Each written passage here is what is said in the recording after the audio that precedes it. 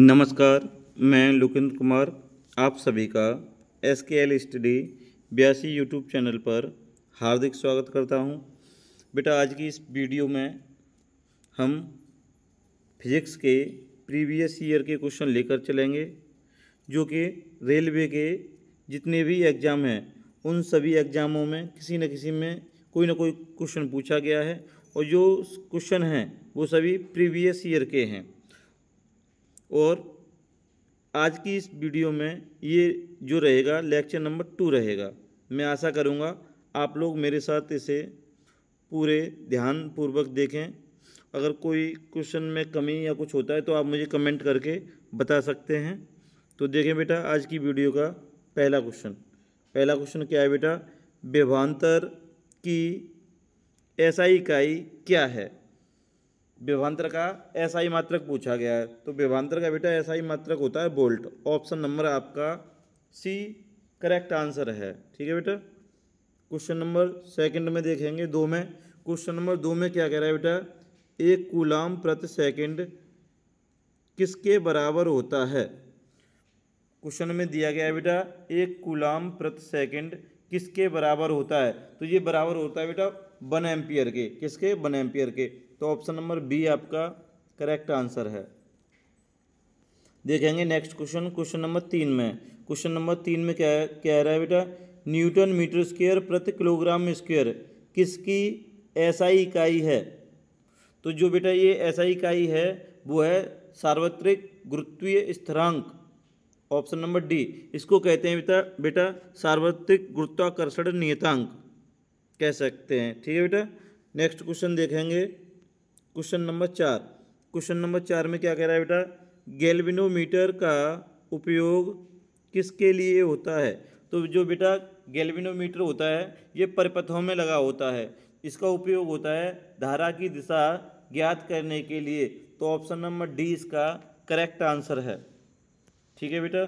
Next question देखेंगे question number 5 में क्या कह रहा है बेटा?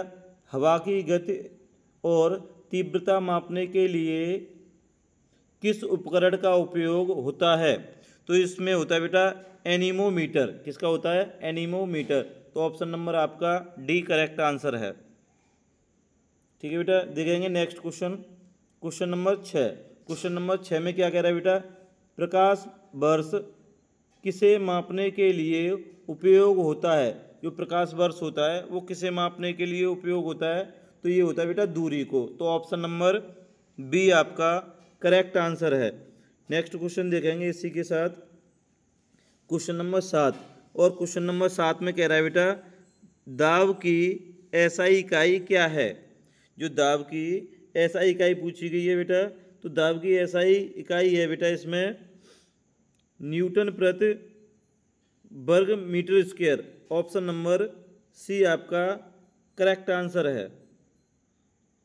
ठीक है बेटा। नेक्स्ट क्वेश्चन देखेंगे, या इसको ऐसे भी लिख सकते हैं, देख सकते हैं न्यूटन प्रति मीटर स्क्वायर, यही होता है वर्ग, और ये प्रति का सिंबल बन जाता है ये। ठीक है। अब नेक्स्ट क्वेश्चन देख लें क्वेश्चन नंबर 8 में क्या कह रहा है बेटा? विद्युत आवेश का SI प्रतीक क्या है? जो विद्युत आवेश होता है उसका SI प्रतीक पूछा गया है, सिंबल पूछा गया है। तो इसमें जो बेटा इसका करेक्ट आंसर है वो है कूलाम। जो विद्युत आवेश का यहाँ इसे पूछना था SI मात्रक पूछना था। क्या पूछना था? मात्रक पूछना था। तो SI मात्रक क्या होता है? कूलाम होता है। क्या होता है? कूलाम होता है। देखिए नेक्स्ट क्वेश्चन नंबर 9 में क्या कह रहा है बेटा? 1 किलोवाट किसके बराबर होता है? 1 किलोवाट किसके बराबर होता है? तो 1 किलोवाट बेटा होता है 1000 वाट के। किसके? 1000 वाट के। तो ऑप्शन नंबर डी आपका करेक्ट आंसर है।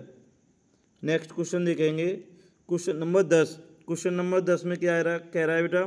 5.5 किलोवाट घंटा इक्वल टू क्वेश्चन मार्क दिया गया है। ठीक है। तो ये होता है बेटा आपका 9.8 इंटू 10⁶ जूल के बराबर। ऑप्शन नंबर डी इसका करेक्ट आंसर है। तो इसको थोड़े से शॉर्ट वे में सॉल्व करके देखते हैं बेटा। जैसे दिया है 1 किलोवाट घंटा, तो जो 1 किलोवाट घंटा बराबर दिया गया है बेटा वो दिया गया 5.5, और इसमें किलोवाट घंटा जो होता है उसका मान कितना होता है जूल में 3.6 इंटू 10⁻⁶। ठीक है, ये हमने कल बता दिया था। तो इसका मल्टीप्लाई करेंगे तो मल्टीप्लाई करके आ जाएगा 19.8 इंटू 10⁻⁶, किसमें आ जाएगा जूल में आ जाएगा। तो इस हिसाब से इसका जो आंसर होगा वो ऑप्शन नंबर डी होगा। ठीक है बेटा, इसी क्रम में देखेंगे next question, question number 11। Question number 11 में क्या कह रहा है, विलंबन की एसआई इकाई क्या है। किसकी पूछी गई है बेटा, विलंबन की। तो विलंबन की एसआई इकाई है बेटा आपकी मीटर प्रति सेकंड स्क्वायर। क्या है, मीटर प्रति सेकंड स्क्वायर। तो ऑप्शन नंबर आपका डी करेक्ट आंसर है। नेक्स्ट क्वेश्चन देखें, क्वेश्चन नंबर 12। क्वेश्चन नंबर 12 में क्या कह रहा है बेटा, 1 pascal equal to question mark दिया गया है। यानी जो 1 पास्कल होता है वो किसके बराबर होता है। तो 1 पास्कल होता है बेटा आपका 1 न्यूटन प्रति मीटर स्क्वायर के। किसके, 1 न्यूटन प्रति मीटर स्क्वायर के। तो ऑप्शन नंबर ए आपका करेक्ट आंसर है। नेक्स्ट क्वेश्चन देखेंगे, क्वेश्चन नंबर 13। क्वेश्चन नंबर 13 में क्या कह रहा है, प्रतिरोधकता की एसआई इकाई क्या है। प्रतिरोधकता की एसआई इकाई क्या है। तो इसकी एसआई इकाई होती है बेटा ohm dash metre. Option number A इसका करेक्ट आंसर है। नेक्स्ट क्वेश्चन देखेंगे, क्वेश्चन नंबर 14। क्वेश्चन नंबर 14 में क्या कह रहा है बेटा, एसआई इकाई जूल प्रति सेकंड किसकी है। जो एसआई इकाई है वो जूल प्रति सेकंड किसकी है बेटा, शक्ति की है। किसकी है, शक्ति की। अब देखें शक्ति का फॉर्मूला क्या होता है, P इक्वल टू शक्ति बराबर होता है कार्य बट्टे समय, P इक्वल टू W बट्टे T। तो इसका जो बेटा एक मात्रक होता है शक्ति का वो होता है वाट, और जो दूसरा बन जाता है या करके वो देखिए कार्य का मात्रक क्या होता है जूल। जूल, ठीक है, और समय का क्या होता है प्रति सेकंड। यहाँ आ जाएगा बट्टे में है तो प्रति सेकंड। तो अब यहीं से हमें पता चलता है, देखें जूल प्रति सेकंड, और ये क्या बन के आ गया बेटा जूल प्रति सेकंड। ये किसका, पी को किससे डिनोट करते हैं, शक्ति से। तो ऑप्शन नंबर आपका डी करेक्ट आंसर है। ठीक है बेटा, इसी क्रम में नेक्स्ट क्वेश्चन देखेंगे, क्वेश्चन नंबर 15। क्वेश्चन नंबर 15 में क्या कह रहा है बेटा,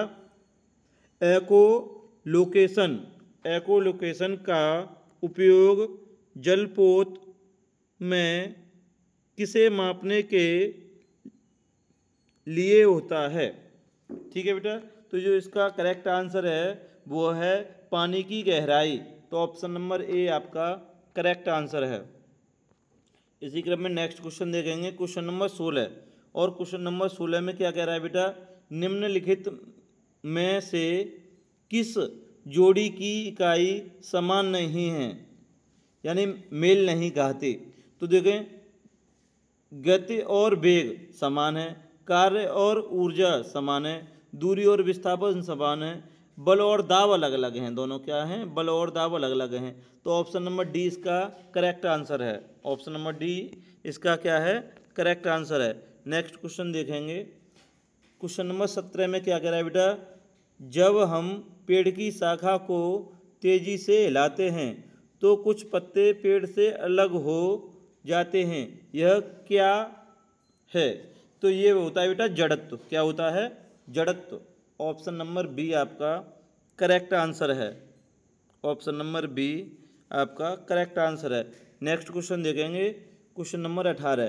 क्वेश्चन नंबर 18 में क्या कह रहा है बेटा, गति का दूसरा नियम किससे संबंधित है। क्या पूछा गया है, गति का दूसरा नियम किससे संबंधित है। तो वो बेटा संबंधित है संवेग से। किससे है, संवेग से। तो ऑप्शन नंबर सी आपका करेक्ट आंसर है। नेक्स्ट क्वेश्चन देखेंगे, क्वेश्चन नंबर 19। क्वेश्चन नंबर 19 में क्या कह रहा है बेटा, न्यूटन का दूसरा गति का नियम किसमें सहायक है। जो न्यूटन के गति का दूसरा नियम है वो किसमें सहायक है, पूछा गया है इस क्वेश्चन में। तो वो होता है बेटा बल के प्रभाव को समझने में।